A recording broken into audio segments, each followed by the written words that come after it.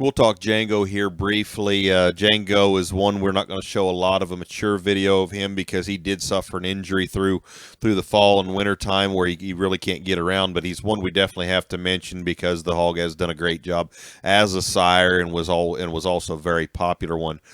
He's one that he's the first son of Tarantino that we kept, and his mother is a Blessing Red 7, and that Red 7 sow would have been 86.4, would have been one of the best Red 7 sows to ever be here. Django was always kind of a standout outlier in his age group, just for being one of those just exotic, stout, neat-looking ones. It was very correct and comfortable and proportionate, and one of the greatest strengths, I guess, of Django, or maybe one of the greatest values of him, is that he came out of a tremendous litter. His littermate brother was reserve grand at the Eastern Regional, shown by the Winkle family. There were several gilts that got along at different shows for people at counties. There was another bear did some winning in Georgia.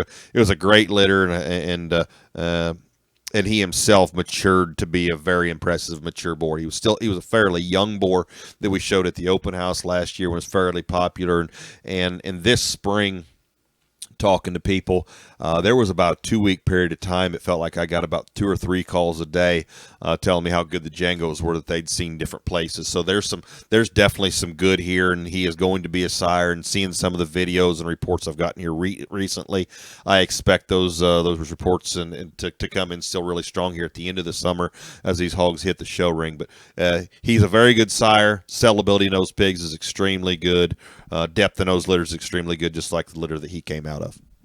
Well, Django is one of those interesting stories, and you know, we talk about some of these mature boars that were kind of going back and revitalizing them and figuring out, hey, we need to use them more. That's a boar that I think it falls into that group as well. That saw some sows, but I think with that kind of unique design and that center cavity that he has, and just the proportions to have that kind of cool look, but yet be that kind of boxy bodied.